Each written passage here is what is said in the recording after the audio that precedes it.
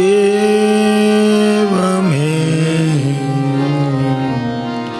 विशतु मां न सराजहंस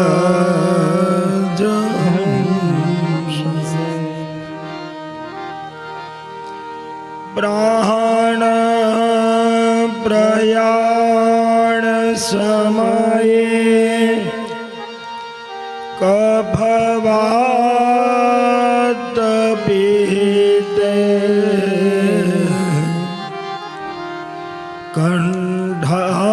कंठाभरो धनविधो स्मरणं कृतस्ते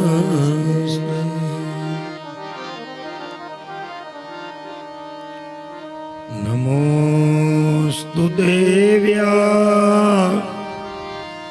सविशाल बुद्धे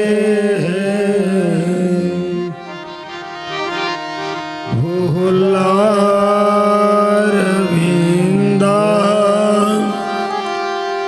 यत पत्रनेत्रम् येन त्वया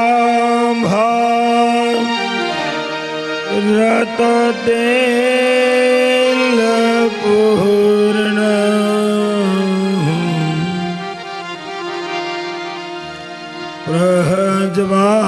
प्रज्वालितो ज्ञानमय प्रदीपम्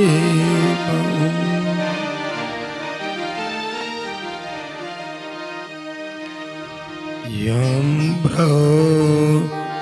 रजन्तमनुपे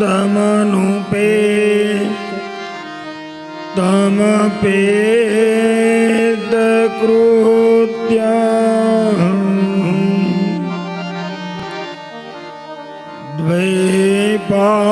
द्वैपायनो विरहकाः तर आजुहाव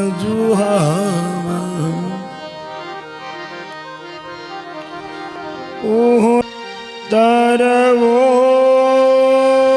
भिनेदु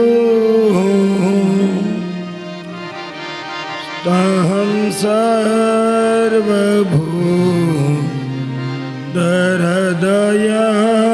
सर्वभूतहृदयं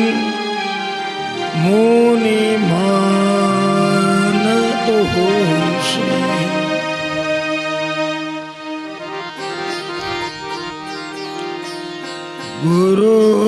गुरुर्ब्रह्मा गुरुः विष्णु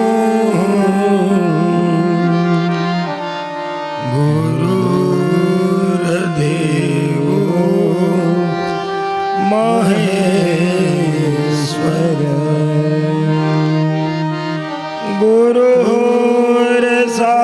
गुरुर्साक्षात् परब्रह्मा तस्मै श्री गुरुवे नमः। वक्रतुण्ड महाकाय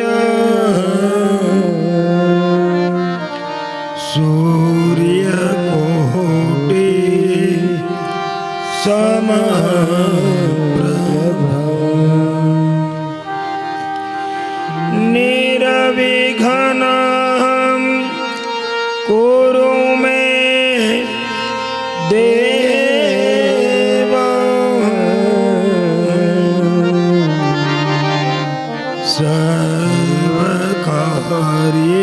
सर्वकार्येषु सर्वदा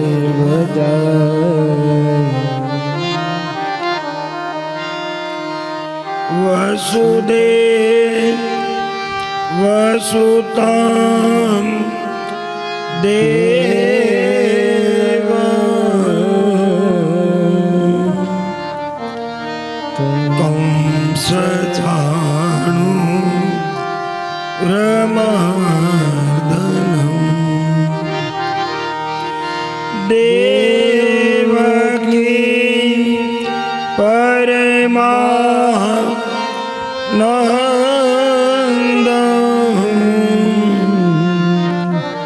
कृष्णं वन्दे जगद्गुरुं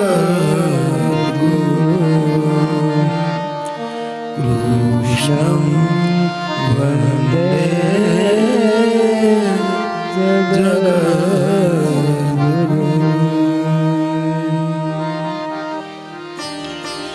बोले भागवत भगवान की। કેવું પડશે? બોલીએ ભાગવત ભગવાન કી જય। હજી થોડુંક જોરથી, તડકો છે લાગે છે મને ખબર છે। બોલીએ વૃંદાવન વિહારી લાલ કી જય। પિતૃનારાયણ દેવ કી, સુરાપુરા બાપાની, कुलदेवी श्री चामुंडा की, सत सनातन धर्म की, अपने अपने गुरु महाराज की, वेद व्यास जी महाराज की, सुखदेव जी महाराज की। हरि ओम नमः पार्वती पति हर हर महादेव।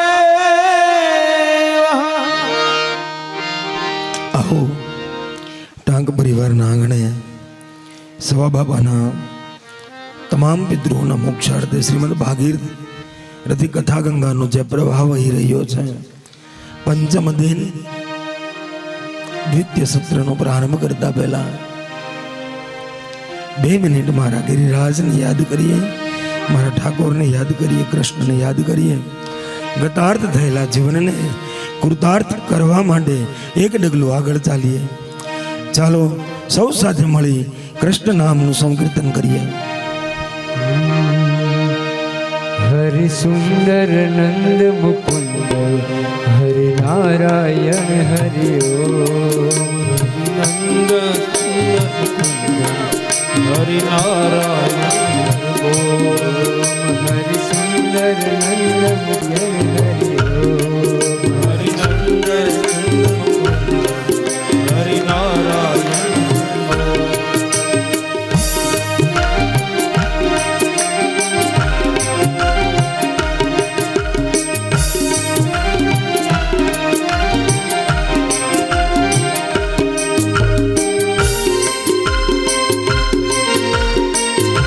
श्री राधे।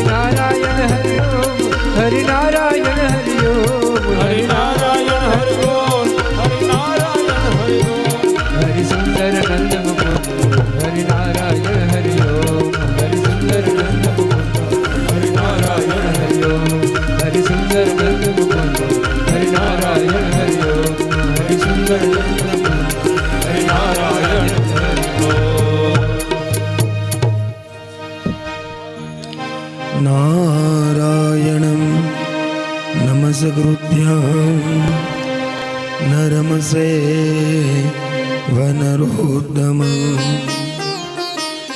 देवीं सरस्वतीं વ્યાસ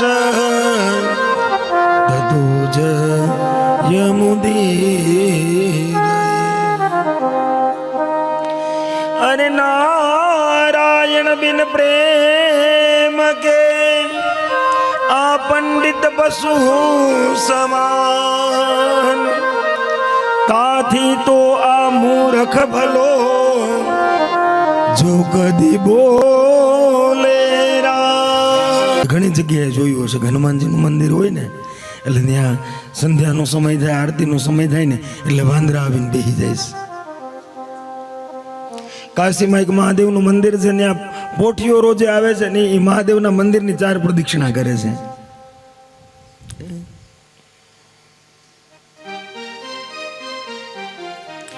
વૃંદાવનની અંદર એમ કહેવાય તુલસીવનની અંદર એક બાંકે બિહારીજીનું મંદિર છે ત્યાં ગાય આવી અને રોજ ઠાકોરજીની પ્રદક્ષિણા કરે છે.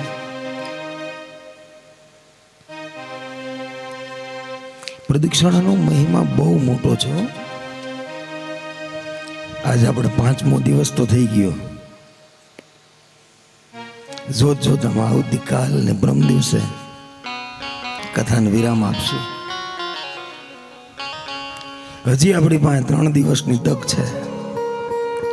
ભાગવતજીને પધરાયું છે વ્યાસપીઠની જેટલી પ્રદક્ષિણા થાય ને એટલી કરી લેવી. પગ રહી નહીં જાય, પગ દુખશે નહીં. જેને દુખતા હોય એને 5 વધારે કરવી એટલે મટી જાય.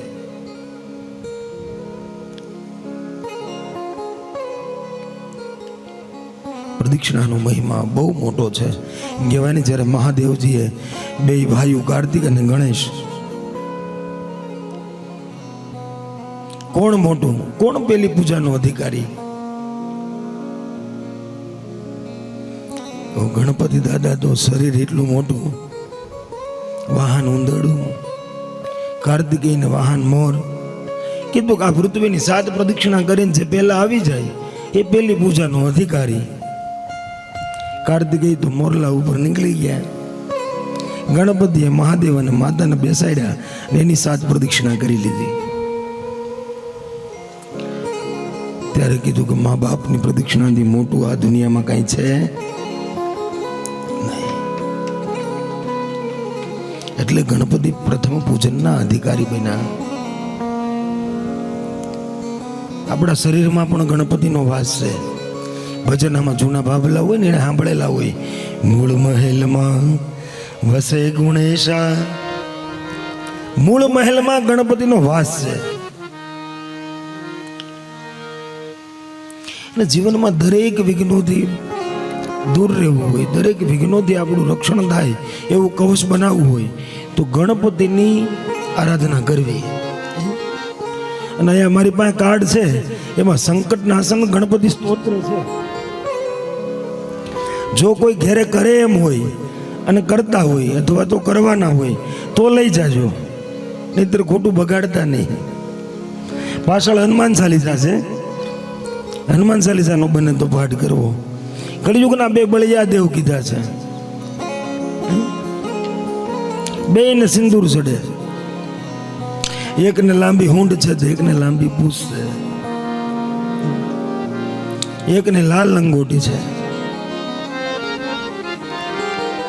એટલે જ આપણે હનુમાનજીને યાદ કરીએ ત્યારે કહીએ ને, લાલ દેહ લાલીલ સે હરુધર લાલ લંગૂર, વજ્ર દેહ દાનવ દલન, જય જય જય કપિસુર. આ 2 કળિયુગમાં તરત આપણી અરજી સાંભળી લે, પણ વાજી ભરજી હો.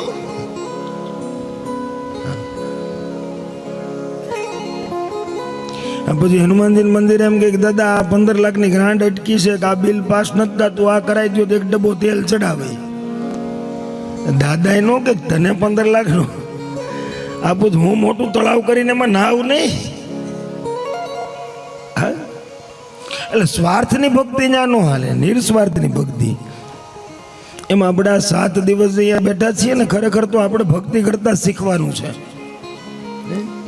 ભક્તિ કરી નહીં પછી માગવું હું ને એ શીખવાનું છે. આખી જિંદગી આપણે બધા માટે માગ્યા જ રાખ્યા છીએ હે પેલા પોતા માટે મને આમ થઈ જાય, મને ઓલું થઈ જાય, મને ફલાણું થઈ જાય, પછી સંતાનો માટે,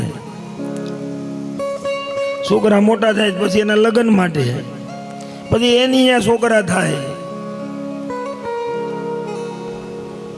પરમાર્થ કોઈ દી માગ્યું ભગવાન પણ બહુ વિચારતો છે આપણી ઉપર કે જેને આત્માની ઉપર વિજય મેળવવા માટે આ દેહ આપ્યો છે એ દેહ થકી આજ આત્મા ઉપર કેટલા પાપરૂપી રંજ ચડાવે છે.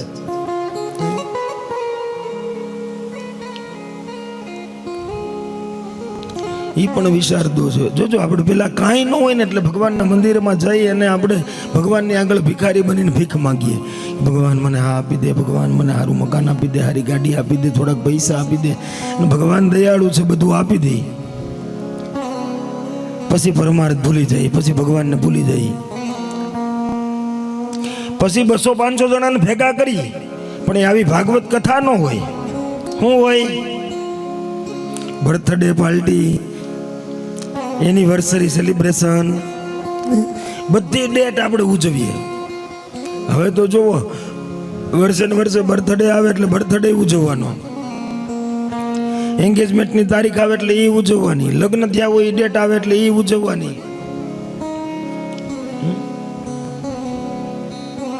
વિચાર તો કરો આપણે કઈ સંસ્કૃતિ તરફ વળ્યા. આપણા દીકરાનો જન્મદિવસ આવતો હોય ને તો આપણે ગણપતિ પૂજા કરવાનું આપણા શાસ્ત્રમાં કીધું છે. શાસ્ત્રમાં ગણપતિના 12 નામનું જે સ્તોત્ર છે ને એને સાંભળો. વિદ્યારંભે વિવાહે ચ પ્રવેશે નિર્ગમે તથા સંગ્રામે સંકટે સેવ વિઘ્ન તસ્ય ન જાયતે. ભગવાને કીધું કોઈ સંગ્રામની અંદર, વિદ્યાના આરંભની અંદર, લગ્નની અંદર, યજ્ઞની અંદર, સંગ્રામે સંકટે સેવ વિઘ્ન તસ્ય ન જાયતે. જીવનમાં કોઈ એવું મોટું સંકટ આવતું હોય ત્યારે ગણપતિ કહે જો મારા 12 નામ છે ને 12 નામનો ખાલી પાઠ કરે ને તો પણ એને હું એમાં સિદ્ધિ આપું છું. તો જન્મદિવસ હોય અથવા તો બાળકને પહેલી વખત ભણવા નિશાળે બેસાડતા હોય ત્યારે એના હાથે ગણપતિની પૂજા કરવી જોઈએ. આપણે શું કરીએ?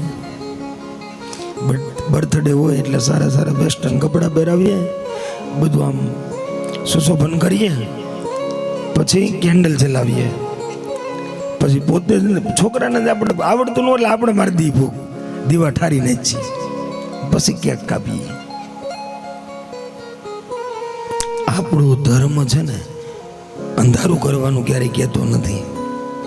આપણો ધર્મ તો દીવા પ્રગટાવવાનો છે, દીવા ઓલવાનો. ભલે કેક કાપો તમે અત્યારના સમય પ્રમાણે, પરિસ્થિતિ પ્રમાણે ચાલો, એનો વાંધો નથી. કેક ઘેરે બનાવો અને કેક કાપો, પણ દીવા ઠારવાની જે ટેવ પડી છે ને એ કાઢી નાખો. કેન્ડલ મૂકા વગર, દીવાને ફૂંક માર્યા વગર આપણે બર્થડે કેક કાપી શકીએ કે ન કાપી શકીએ? એટલે બર્થડેમાં તો જવા દો. હવે તો એન્ગેજમેન્ટ થાય ને તોય કેક લઈને આવે, લગ્ન થાય તો માંડવામાં વચ્ચે કેક કાપે.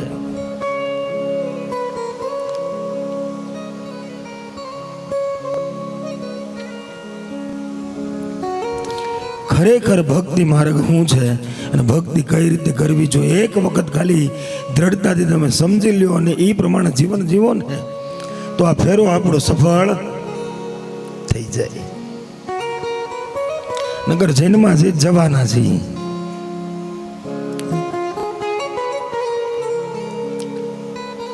આ બાજુ રાજા પરીક્ષિત એમ કહેવાય ભગવાન શ્રી કૃષ્ણની દિવ્ય દિવ્ય લીલાઓનું વર્ણન સુખદેવજીના મુખેથી સાંભળે છે. રાજા પરીક્ષિતને હવે બધું જ દેખાતું બંધ થઈ ગયું. કેવલ કૃષ્ણનું સ્વરૂપ જ એની સામે છે. કૃષ્ણની એક પછી એક લીલાઓ જે સાંભળતા જાય છે રાજા પરીક્ષિત, એટલે રાજા પરીક્ષિતને કૃષ્ણની સાથે પ્રેમ થઈ ગયો. અને કૃષ્ણની કથા સાંભળવાનું સુખદેવજી મહારાજને રાજા પરીક્ષિતે જ કીધું કે મારા વડવાઓ જેની ભેગા રહ્યા છે ને હે સુખદેવજી મહારાજ એની કથા તમે મને સંભળાવો. એટલે કૃષ્ણના સ્વરૂપનું વર્ણન, સામર્થ્યનું વર્ણન સાંભળ્યા પછી કૃષ્ણમાં પ્રેમ થઈ જવો જોઈએ. દરેક બહેનોને મારી બે હાથ જોડીને વિનંતી છે, જો સંભળે તો તમારા ઘરની અંદર એક પિત્તળનો લાલો લાવો. ઠાકોરજી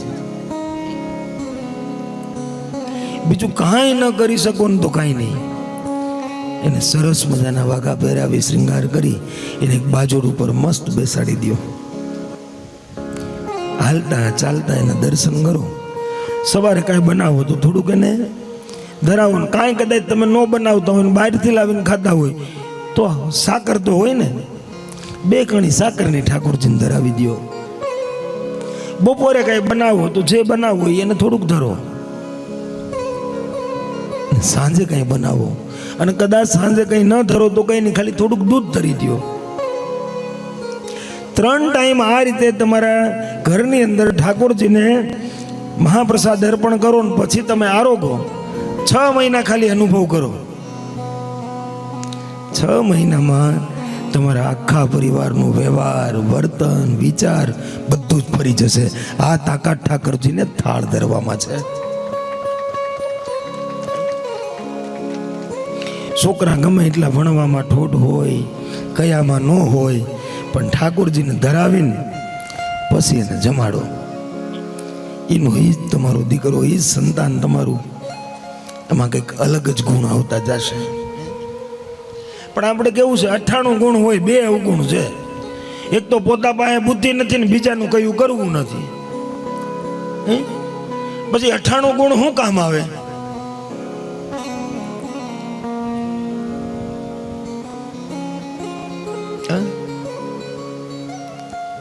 અને ઘણા જોજો હજી આજ 5મો દિવસ છે, હજી 2 દી બાકી છે ને, તો એથી કથા પંડાળમાં નહીં આવે. ના બેટા બેટા કે એ દાદા સાચું જ વાંચતા હોય, કે દાદા ખોટું ન વાંચે. એટલે દાદા તો સાચું જ વાંચશે, પણ તું જરીક સાંભળે. જેના અતિ પાપ વધી જાય ને એ ભગવાનની નજીક નહીં જઈ શકે.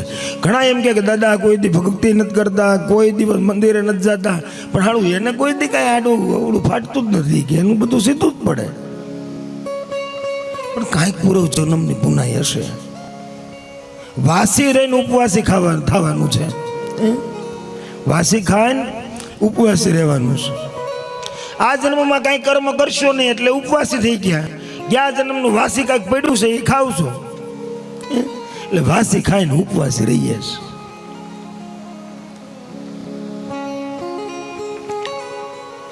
અને દીકરીઓ તો હજી કંઈક બિચારી કરે છે. જોજો આ ભાઈઓને આ સમજવાની ટેવ જરૂર છે. જો હોળ હોમવારના વ્રત કરે, મોળા મંગળવાર કરે, જયા પાર્વતી કરે ને ઓલું કરે ને ઘણાય નાગલા ચડાવે ને રાજ જો એને કેવું રાજ આવ્યું. પહેલો મૃત્યુ જોવે નો મજા આવે જ ના પડતી, બીજો જોવે નો મજા આવે જ ના પડતી, ત્રીજો જોવે નો મજા આવે જ ના પડતી. અને છોકરાવાળા શું કહે ખબર? વરા વટી જાય દાદા હવે બીજ વર હોય ને તો હાલ છે હો, પણ ક્યાંક આસુ પાતળું સીંધો. કેમ આવી દુર્દશા? કારણ કે મને કોઈ દી મંદિરે જવું નથી, ભક્તિ કરવી નથી. આ તો તપેશ્વરી સો રાજેશ્વરી. તમે તપ કરો તો તમે રાજા જેવું જીવન જીવી શકો. અને જો રાજા બન્યા પછી તપમાંથી ભટકી જાઓ તો રાજેશ્વરી સો નરકેશ્વરી. તો રાજા બન્યા પછી પણ નરકના સહભાગી બનો. એટલે તમે તમારી પાસે જો પુણ્ય પડ્યું હોય, તપ પડ્યું હોય, તો તમારે જે જોઈએ ને જે વિચારો હોય તમારી સામું રજૂ પ્રત્યક્ષ પ્રગટ થઈ જાય. તમે ખાલી આજ વિચારીને હુતા હોય ને કે હાલું આવતીકાલે આ કામ કરવાનું છે, ત્યાં ઉઠો ને ત્યાં તમારું એ કામ થવા મળ્યું હોય. આ તાકાત તપમાં છે. એટલે કીધું તપેશ્વરી સો રાજેશ્વરી, રાજેશ્વરી સો નરકેશ્વરી.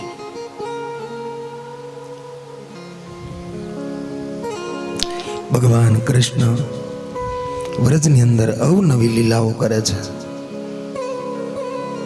યમુનાના તટ ઉપર અનેક ગોપીઓ કાનાની વાતો કરે.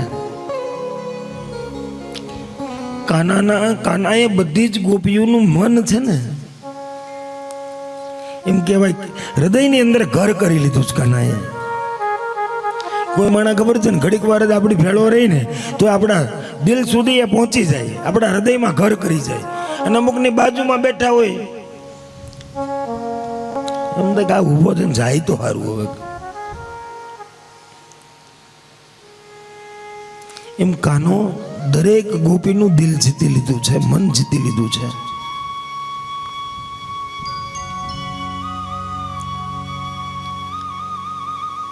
એક દિવસના સમયે કદમના ઝાડ નીચે ઠાકોરજી બેઠા છે. કાનાને વિચાર આવ્યો, લાડવા ખાવાનું મન થાય છે. શ્રીદામો કે મહારાજ ઘરે આજ બને છે, હાલ કાના ખાવા હોય તો. તારી માં ઈ ગોપી એમને તરત મને લાડવા નહીં ખવડાવે. એક કામ કરી, તું રડતા રડતા પેલા ઘેરે જા.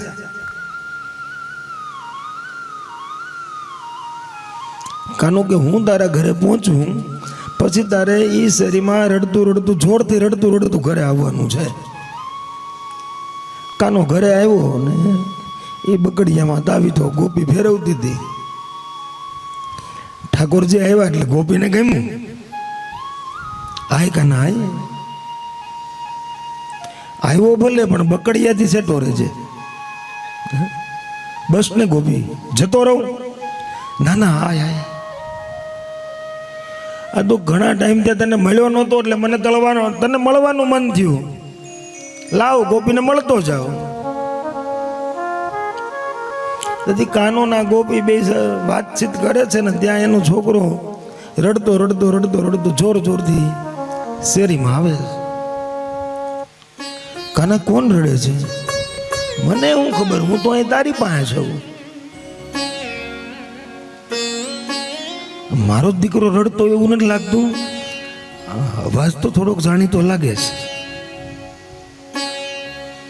ગોપી એમ કે ઉતાવળે એ તાવી તો પકડી એમાં મૂકીને ઊભી થઈને હાલવા ગઈ. ઉમરાની વચ્ચે પહોંચી, યાદ આવી ગયું.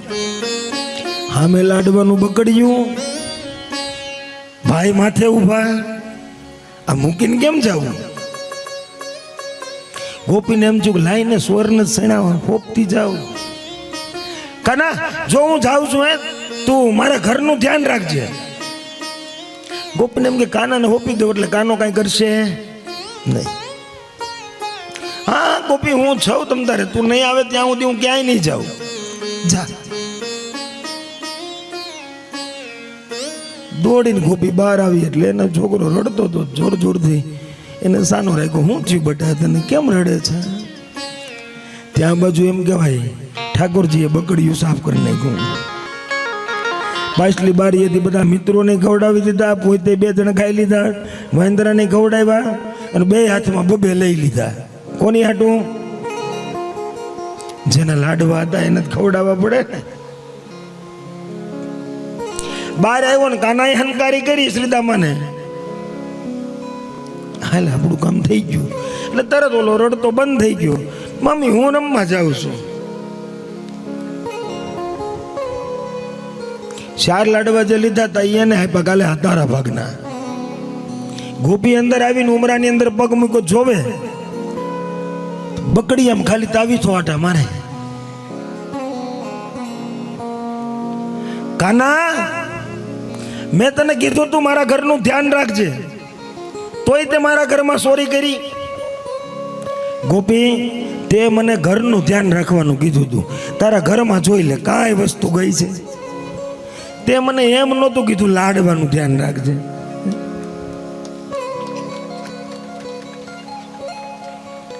કાનો અવનવી લીલા વ્રજની અંદર કરે છે. ભગવાન કૃષ્ણે 5 નિયમો વ્રજની અંદર રાખ્યા હતા. પેલું, હું કોઈ દિવસ પણ પગમાં પગરખા નહીં પહેરું. શું કામ? તો કે આદ્ય શક્તિ જેના થકી આ વ્રજનું વરણ પોષણ થાય છે એ માં ગાવલડી,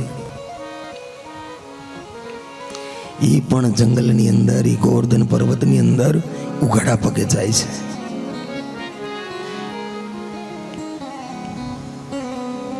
ભગવાને ક્યારેય વ્રજમાં રહ્યા ને ત્યાં સુધી પગમાં પગરખા નથી પહેર્યા.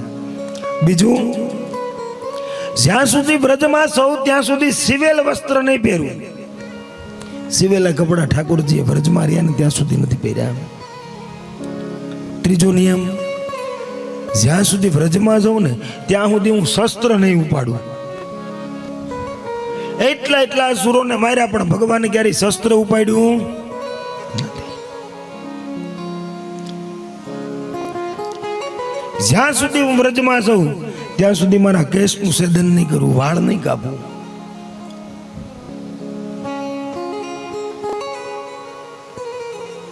એટલે જ વ્રજની રજને બ્રહ્મરજ કીધી છે.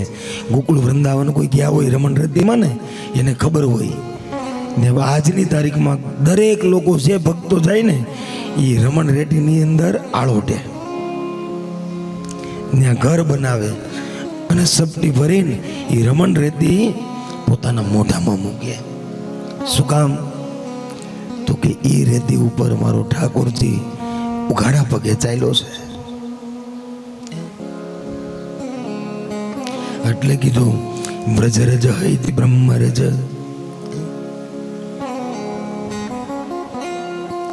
તમે જોજો એ રેતીમાં તમે ગમે એટલા આળોટો પણ એ જે રમણ રેતીનું ક્ષેત્ર છે એ તમે છોડો એ પહેલા તમારા કપડામાં ક્યાંય એક રેતીનું કણ છોટેલું ન હોય. અને શાસ્ત્ર તો એવા પુરાવા કરે છે કે આજની તારીખમાં ઠાકોરજી ત્યાં આવે છે અને રાત્રે ગોપીઓની સાથે રાસ રમે છે.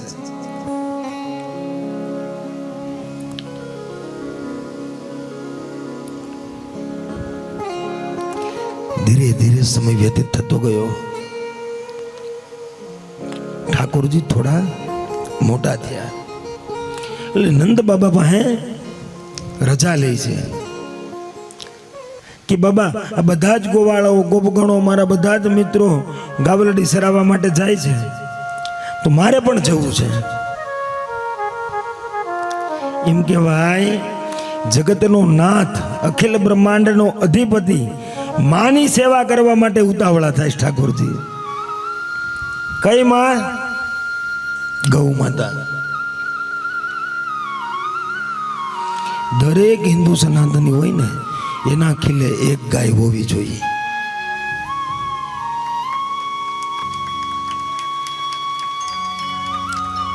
ઘણા એમ કે હવે દાદા થતું નથી, હવે આપણે ભેંસ રાખીએ, ઘા નો રાખીએ, કારણ કે દૂધ વધારે કોણ આપે? પણ બેને પારુનો જન્મ થાય ને ગાયને વાસડાનો જન્મ થાય એટલે જોઈ લેવાનો બેયનો તફાવત. બેને પારું ધાવે ને એટલે ધાવી લીધા પછી એ પારું આમ ગેમાની ઘોડે પડી જાય અને ગાયના વાસડાને જોવાનો. એ ગાયને ધાવે પછી ઠેકડે ચડે. આ તાકાત ગાયના દૂધમાં છે. આપણે બધા બધું ભેંનું દૂધ પીવો એનો વાંધો નથી પણ ગાયનું હારે પીવો. કોઈ પણ એવી બીમારી નથી કે જેનો ગાયના ગૌમૂત્રમાં કે ગાયના દૂધમાં એની ઈલાજ ન થાય. ગાયનું ગોબર એટલું કામ આવે છે. અરે લક્ષ્મીજીને આખા શરીરમાં ગૌ માતામાં ક્યાંય બેસવાની જગ્યા ન મળી ને તો છેલ્લે મળમૂત્રના સ્થાનની અંદર ગૌ માતા બેઠા એટલે તો આપણે ગાયનું સાણ પણ આપણા ઉમરામાં લીપીએ, એટલે જ આપણે ગાયનું ગૌમૂત્ર પણ પાન કરીએ. આ તાકાત ગાય માતામાં છે. કૃષ્ણના કેટલાય નામ ગાયો ઉપરથી પડ્યા. ગોવિંદ એટલે ગાયોને સદૈવને માટે વિનવે ગોવિંદ. ગોપાલ જે સદૈવ સતત એમ કહેવાય ગાયોના પાલન માટે તત્પર રહે ઈ ગોપાલ. જે ગાયોનો પાલનહાર છે એ ગોપાલ.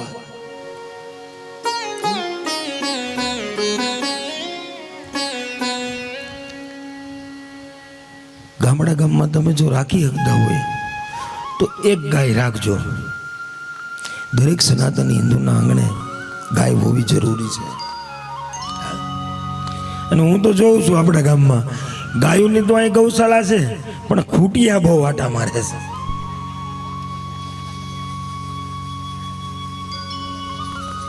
એનું કંઈક કરજો.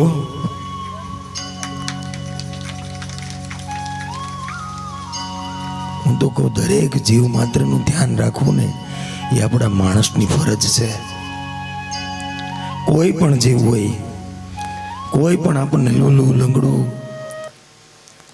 કોઈ બીમાર હોય, એવું પશુ પક્ષી પ્રાણી કોઈ પણ આપણને દેખાય ને તો આપણને આપણી અંદર ઈશ્વરે દયા ભાવ જો થોડોક આપ્યો હોય ને આપણને માણસ બનાવ્યા હોય ને તો બે ઘડી ઊભું રહી જવું,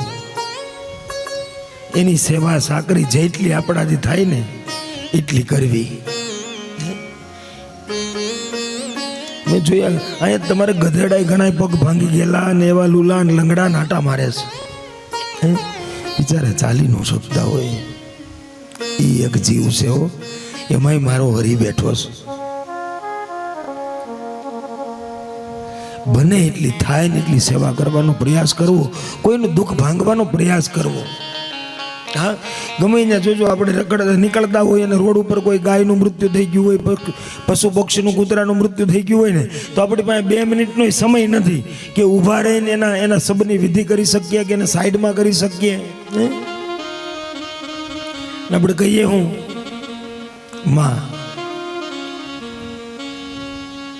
એટલે તું જેને માં માનશો એના માટે તારી પાસે સમય નથી, એના માટે તારા દિલમાં તારા હૃદયમાં કોઈ પ્રેમ નથી, કોઈ દયા જાગતી નથી. ઘણા ઠાકોરજીને માનતા હોય તો ઠાકોરજીને તમે આટલું સેવા સાકરી કરો છો, માનો છો. ઠાકોર જેની સેવા કરતો હતો એની સેવા કરવાનું તમને સાંભળતું નથી. કૃષ્ણની સેવા કરવાનો તમને ત્યારે જ અધિકાર મળે કે તમે ગાયની સેવા કરતા હોય તો.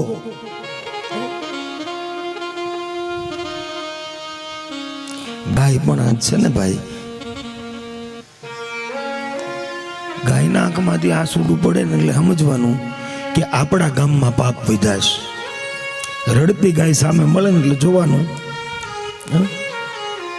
હું તો કહું આ કથા છે ને ખરેખર ગામ આખા સમસ્ત ક્યારેક થવી જોઈએ. સમાજ આપણે આપણા જ્ઞાતિ પ્રમાણે તો કરતા હોય, આપણે પ્રાઇવેટ કરતા હોય, પણ આખા ગામ સમસ્ત કંઈક ને કંઈક એવા ધર્મ કાર્ય થતા હોવા જોઈએ. ખાલી આપણા પૂરતું નહીં. નોરતા આવે તો દશેરાનો યજ્ઞ આખા ગામ માટે થવો જોઈએ, શોકનો યજ્ઞ. શું કામ? તો કે આખા ગામનું આખા વર્ષનું જે કાંઈ પણ કરેલું પાપ હોય ને એ ત્યાં ધોવાઈ જાય છે. ગામમાં તાવ તળિયો આ તે બીજી ત્રીજી મોટી બીમારી આવવાની હોય, મોટી આફતો આવવાની હોય ને એ આખા ગામનું રક્ષણ. ગામમાં કંઈક તમે એવા મોટા મહાન કાર્ય કર્યા હોય તો એ પુણ્ય થકી તમે બસી જાઓ.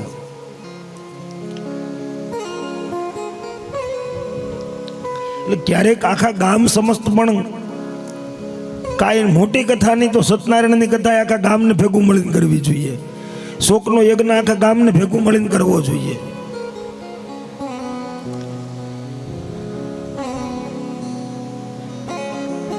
જે ગાવલડી ઉઘાડા પગે જાય ને એટલે ઠાકોરજી પણ સંપલ નથી પહેરતા.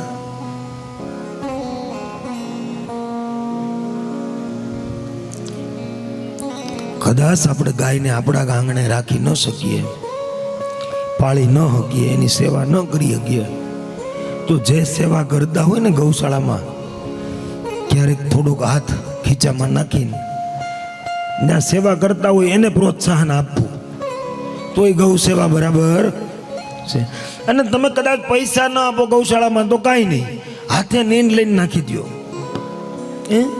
ગાયોના ખોળ અમુક 2 ગુણ 5 ગુણ 10 ગુણ જે પહોંચો એ ખોળ ખવડાવી દો.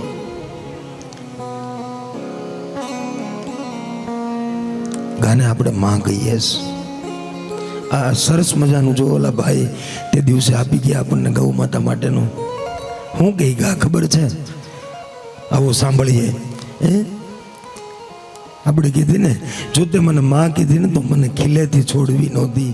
ખીલેથી છોડી તો મને ભલે છોડી, પણ મને રસ્તે રઝળતી મૂકવી નહોતી.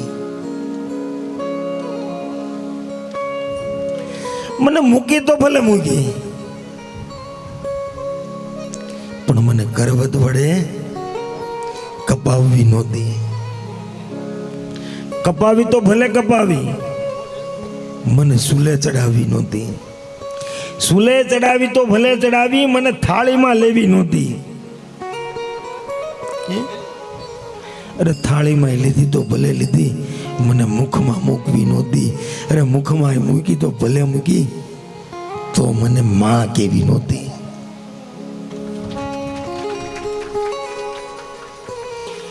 દરેક હિન્દુની આ ફરજ છે કે દરેક રસ્તે રજળતી ગાય, બીમાર ગાય, આંધળી, લૂલી, લંગડી, પાંગળી એની સેવા કરવાનું આપણું દરેક મસ્તક ઉપર જવાબદારી છે.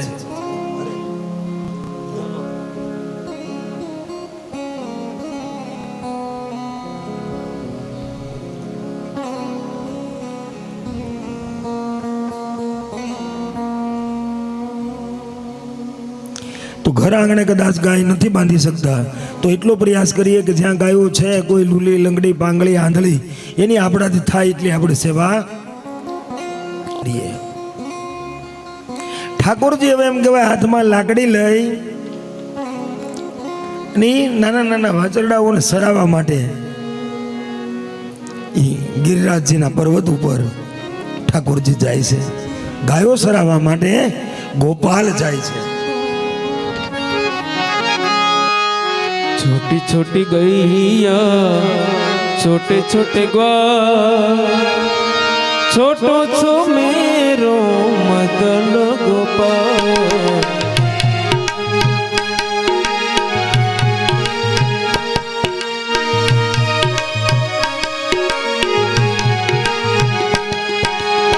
छोटी छोटी गैया छोटे छोटे ग्वाल, छोटो छो मेरो मदन गोपाल. ओ आगे आगे गैया पीछे पीछे ग्वाल,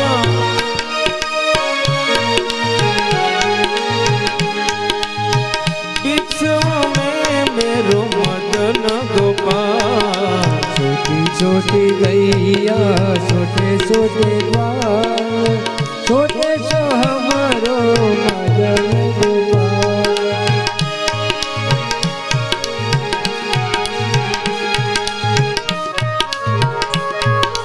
અને ભગવાનની કૃપા કેવડી હશે. બધે આપણે જઈએ ને તો વ્યાસપીઠનું જે સ્ટેજ બને ને એ સ્ટેજ ઓલા ટેબલથી ગોઠવેલું હોય, ટેબલનું બનાવેલું હોય. અહીંયા સ્ટેજ પણ ગાયના સાણથી લીપેલું છે. क्या खावे गैया क्या खावे ग्वाल, खावे गैया क्या खावे ग्वाल, क्या खाए मेरो मदन गोपाल. क्या खावे मेरो मदन गोपाल. घास खावे गैया लड्डू खावे ग्वाल, घास खावे गैया लड्डू खावे ग्वाल. मीठा मीठा माखन खावे मदन गोपाल. मीठा मीठा माखन खावे मदन गोपाल.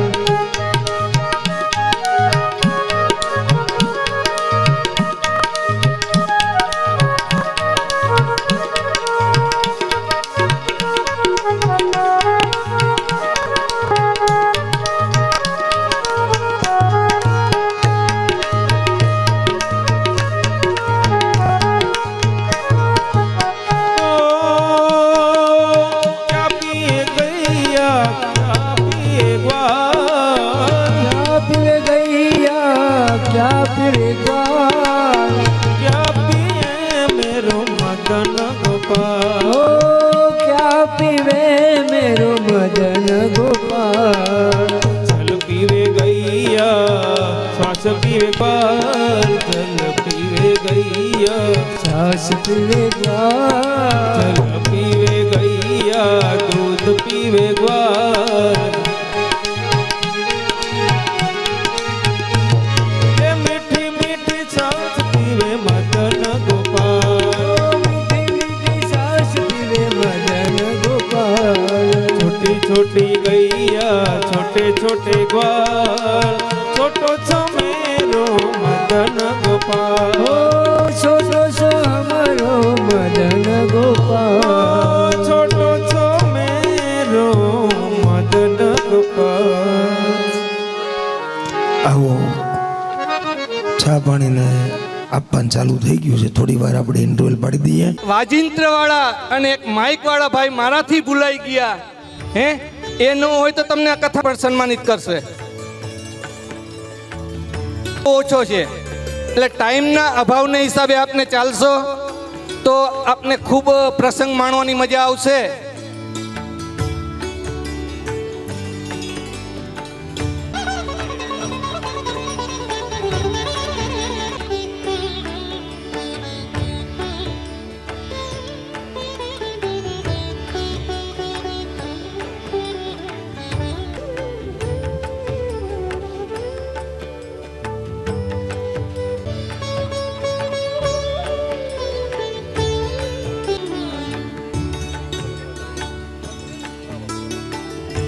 બકુબેન ધર્મેન્દ્રભાઈ પુનાથી આવેલ છે. તે પાંચેય ભાઈઓને અને કૃષ્ણાબેનને સન્માન.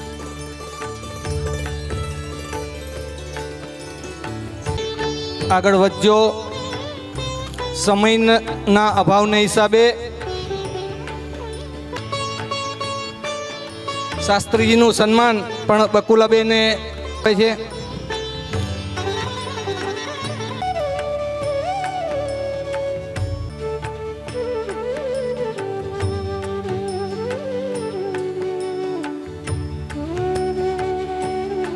કાર્યક્રમ પૂર્ણ કરો અને બાકી રહી જાય તો કાલે સવારમાં છે, કાલ બપોર લગીનમાં આપને બધાને લઈ લેશું એવી મારી નમ્ર વિનંતી છે.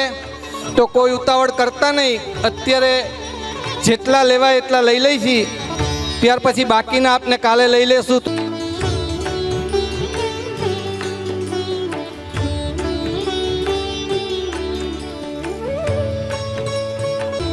હલો, આપણે જાનિયાદાના પુત્ર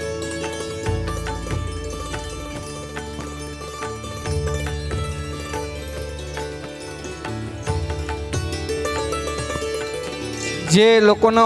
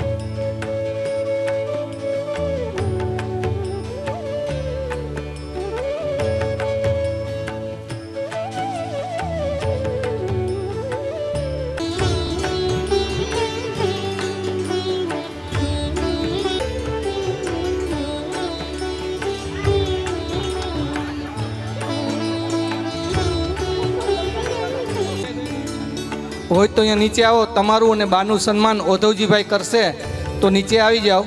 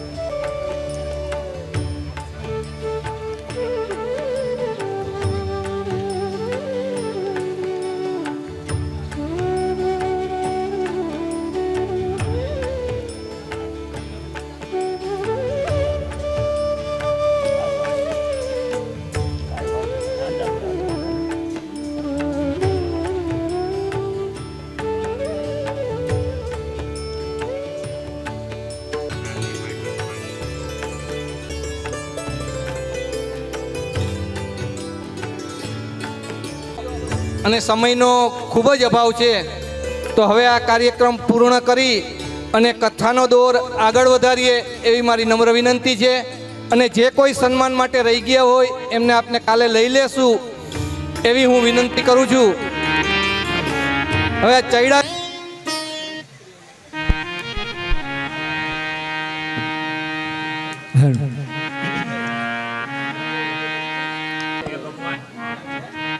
જાની સાહેબને પણ ઓધવજીભાઈ સન્માનિત કરે છે.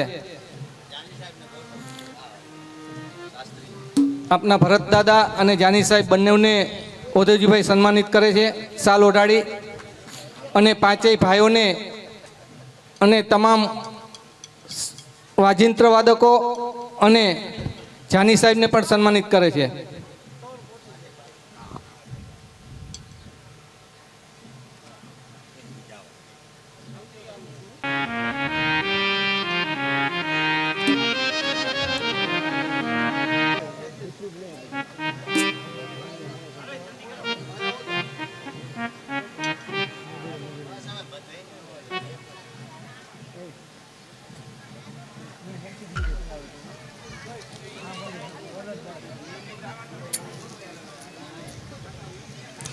તાળીઓ તો પાડો.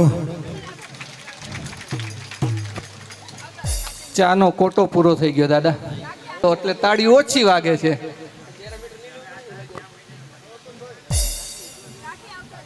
કરવા માટે ઊભા છે ને એ સાલ હાથમાં કાઢી અને તૈયાર રાખજો, જેથી આપનો ટાઈમ એ ન થાય અને તાત્કાલિક આપનું સન્માન સમારંભનો કાર્યક્રમ પૂર્ણ. અને જેટલા સન્માનિત કરે છે ને એમને બધાને તાળીઓના ગડગડાટ.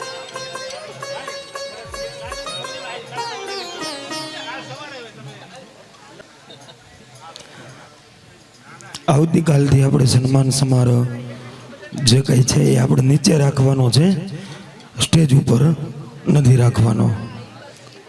બધાને મારી વિનંતી છે કે આપણે સન્માન કાર્યક્રમ જે કંઈ છે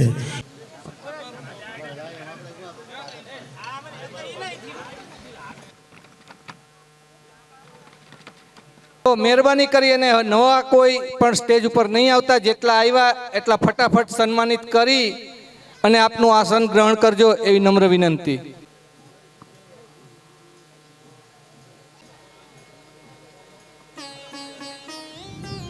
ડોક્ટર છે આપણે જાનિયાદાના દીકરા કશ્યપભાઈ. બોલીએ કૃષ્ણ કનૈયા લાલ કી જય.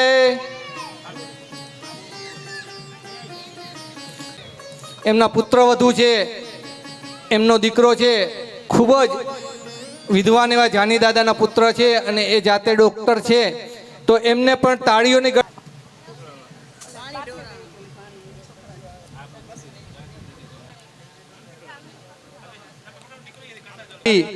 અને આપને ગિરિરાજ ધર્મ કરી આપણે કૃષ્ણ કથા તરફ આગળ વધીએ.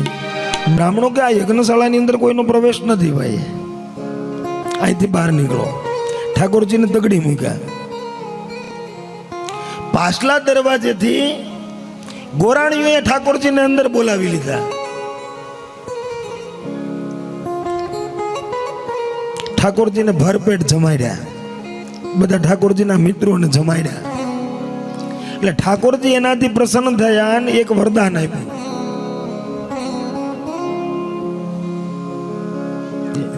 આજે પણ તમે વ્રજની અંદર જાઓ, આમ તો એમ કહેવાય છે ગોકુળની ગાય અને મથુરાની બાઈ કરમ ફૂટે તો ગામ બહાર જાય.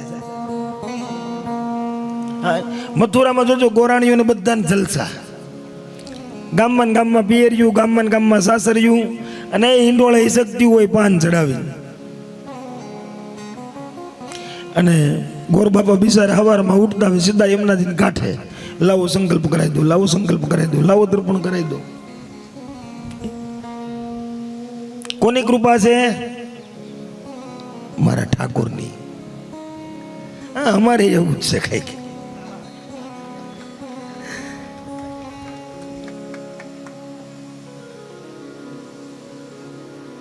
ડખા તો બધાને રહેવાના હો દયાલજીભાઈ. કાલ બર્થડે હતો, હવે મને આમાં કઈ યાદ રહ્યું નહીં.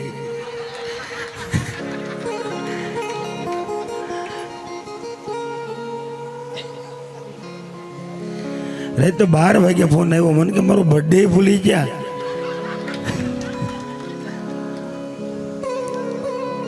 હા જાની હતા એમ તો યાદ પેલા કરાવી નીકળ્યા હતા. મને કે જોઈજો ભૂલી ન જતા, પણ સત્સંગમાં ચડી જાય ને હાલું કાંઈ યાદ રહેતું નથી ઠાકોર સિવાય. હા એટલે એક વાત તો નક્કી છે, મોટા ભક્તા હોય તોય ભલે, કલેક્ટર હોય તોય ભલે, પીઠારું હોય તોય ભલે, જાની અદા હોય તોય ભલે, ભરત દાદા હોય તોય ભલે, ન્યા હાળું કોઈનું હાલતું નથી. હા ન્યા નથી હાલતું.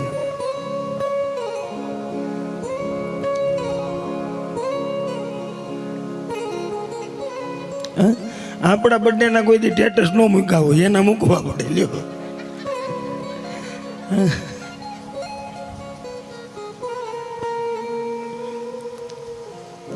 ગોરાણીઓએ પેટ ભરી અને ઠાકોરજીને જમાડ્યા ને એટલે ગોરાણીને આશીર્વાદ આપ્યા. એને જેવું સુખ છે એવું કોઈને સુખ રહે નહીં, કારણ કે ભગવાનના આશીર્વાદ છે. એટલે ગોકુળની ગાય ને મથુરાની બાઈ કરમ ફૂટે તો ગામ બહાર જાય. ગોકુળની ગાવલડી છે ને એ ગોકુળની હદ પૂરી ન કરે, એ વ્રજ 84 કોષ મૂકીને એની બહાર ન નીકળે, એ એમાં ને એમાં જ રહી. અને મથુરાની બાઈ દાનનો મહિમા બહુ મોટો છે. ગોરાણીઓએ ઠાકોરજીને તૃપ્ત કર્યા. વાલી બહેનો, મારી બે હાથ જોડીને તમને કરબદ્ધ પ્રાર્થના છે, તમારા ઘરે કોઈ પણ મહેમાન આવે ને, તમે કદાચ ગમે એટલા વ્યસ્ત હોય, ગમે એવું હોય, બપોરના સમય આવે તો વ્યવસ્થિત ભર્યું ભાણું એને જમાડજો, સાંજના સમય આવે તો એને જમાડજો. તમારા આંગણે આવેલા કોઈ પણ મહેમાનને, ભલે દૂરનો સગો હોય, તમારી ઉપર ઈર્ષા હોય, અદેખાઈ હોય, દુશ્મનાવટ હોય, તો પણ પૂરા ભાવ સાથે એને રાજી ખુશીથી સરસ મજાની રસોઈ બનાવીને એને જમાડજો, કારણ કે એનાથી ઈશ્વર બહુ રાજી થાય છે. અમે ભલે ગમે ત્યાં રખડતા હોય, પણ આજની તારીખમાં હજી કોઈ દિવસ એવો નહીં ગયો હોય કે મારા ઘરે 15-20 માણાનું રહોડું રોજ ન હોય.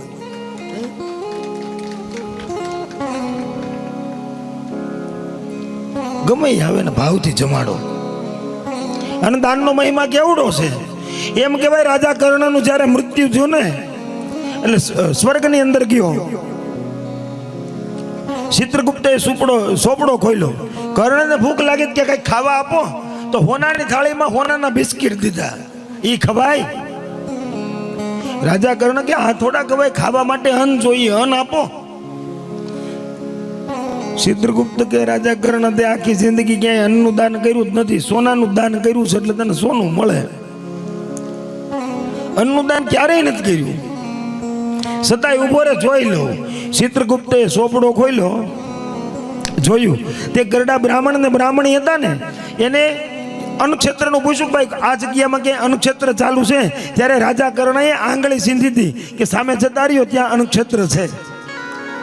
ત્યારે ચિત્રગુપ્તે કીધું કે કર્ણ, એ આંગળી તારી મોઢામાં મૂક એટલે તને અમીનો ઓટકાર આવી જાય.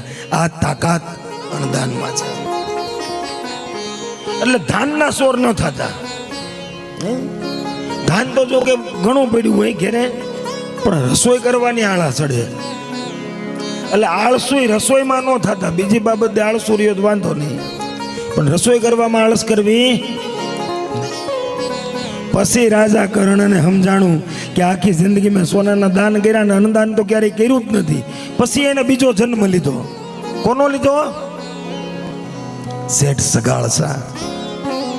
બિલખાની અંદર તમે જાઓ, આનંદ આશ્રમની અંદર, ને બિલખામાં સગાળસાનો અવતાર લીધો. ભગવાનને પ્રાર્થના કરી કે હવે એક જન્મ આપો બીજો માનવ.